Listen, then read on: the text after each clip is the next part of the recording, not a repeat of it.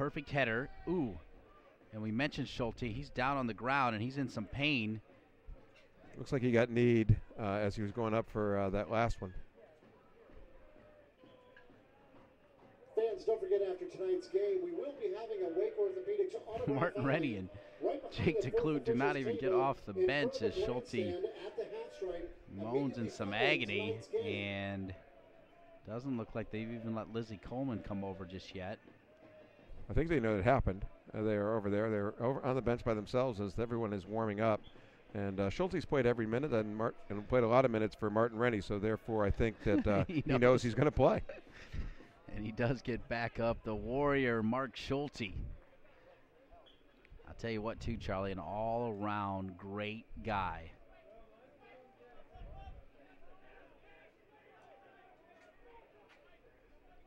Yeah, I had him on my radio show early in the season, and because he was very effective early with the throw-ins. Not using him as much there on the throw-ins, keeping him back. But, of course, he's playing a lot of minutes. That's a lot of jogging up the field and going back. One thing about it is he can't throw it in and also head it. Although he'll try. He did throw that one against Minnesota, got the deflection, and hammered a first-time volley side netting in the opening game for the Railhawks. Outfitters tent to get your official Railhawks gear right on the main concourse. Gilkerson to Cunliffe in tight spaces. And Cunliffe earned another throw in as Wilmington picking up the defensive pressure once the ball crosses midfield.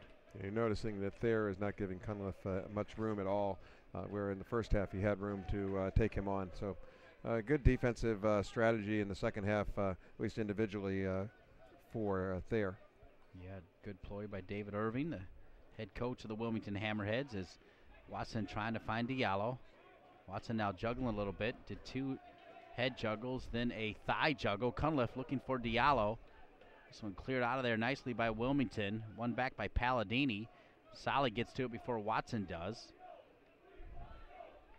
Palladini always fakes the crank, as he's not afraid to crank it up from way downtown. Kremelmeyer far side to McKinney. McKinney's come forward a lot more here in the second half. As Kremelmeyer makes the overlapping run, and he'll get it back, and McKinney knocks it out of bounds. Not McKinney's best work. No, it wasn't.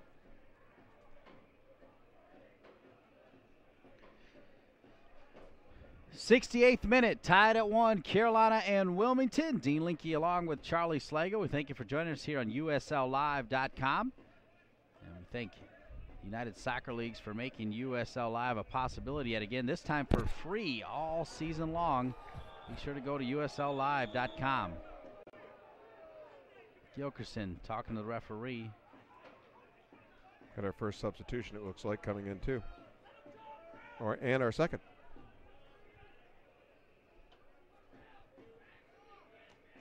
Substitution, two of them looks like the Hammerheads, as Ryan Solly will go out for Wilmington. It looks like along with Jamie Franks, so a couple of former Demon Deacons both walking over to the bench.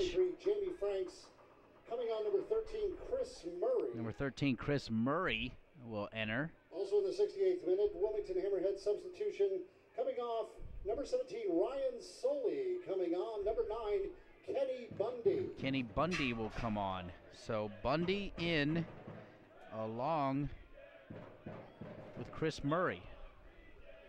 Murray and Bundy are coming into the game, yes. For the two Demon Deacons, as you said, Solly and Franks. One there by Gilkerson, and out of bounds off Gilkerson, 69th minute. 20 minutes and change, tied at 1. The next goal could be the winner. Watson will lose it, and Watson will win it back. That's what he does so well. Oh, this time he'll lose it again. Runs into a brick wall, but Cunliffe there to clean it up. Gilkerson to Palladini. Plays it into space. Then he'll use McKinney. McKinney's got Kremelmeyer right side. He'll use him. Kremelmeyer now on it. Kremelmeyer hoping to turn inside. He'll lose it. And the right side not working as well as the left side tonight for Carolina. Other than the play by McKinney earlier in the first half, or the second half, beginning of the second half, hasn't been as successful over there.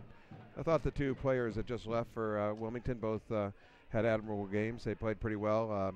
Franks was very dangerous on the set pieces too. Yeah, and Ryan Solly earning some dangerous free kicks.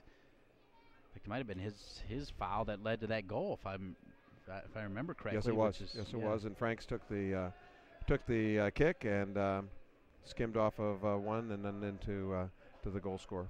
Bagley with the goal.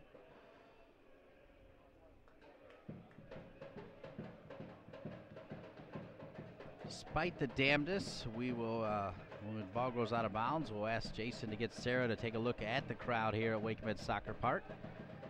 Dean Linke along with Charlie Slagle. Here's Jeremy Tollison to Cunliffe. Let's come back to Schulte.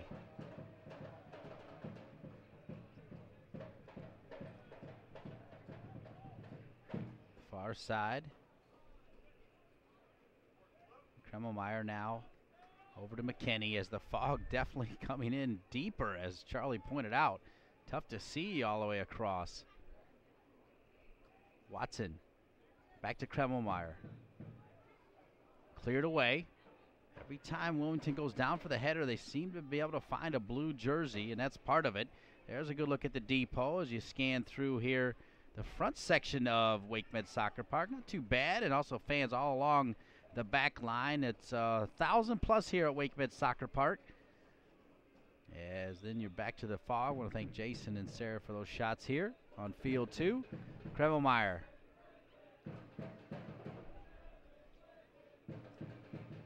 One back by Briggs. See if Wilmington brings any jerseys with him. Wow, Briggs somehow goes around Schulte.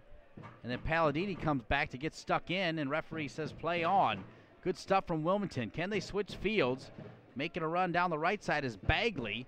On the left side, Schulte's still on it, and Schulte gets beat. Now still on it.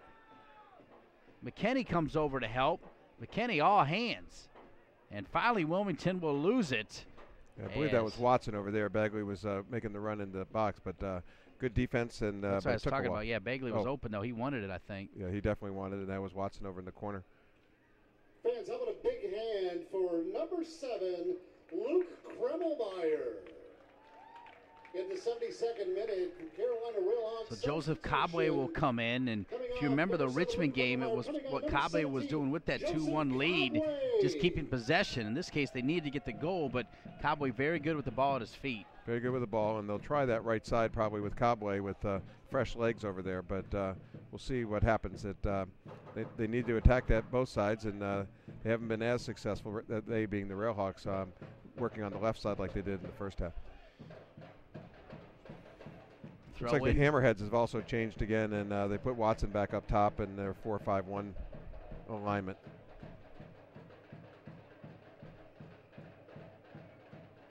If it stays tied, they'll play 15 minutes. It's not golden goal in the U.S. Open Cup, and then they'll go to penalty kicks.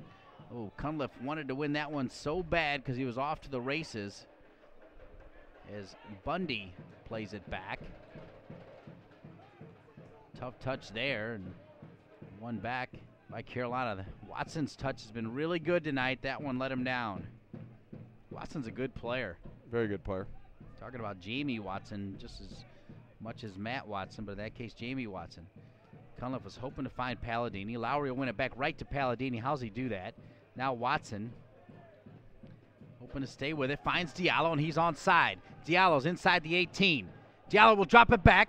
Here comes Cunliffe with a shot. Oh, and a save! Cunliffe in tight spaces with a shot.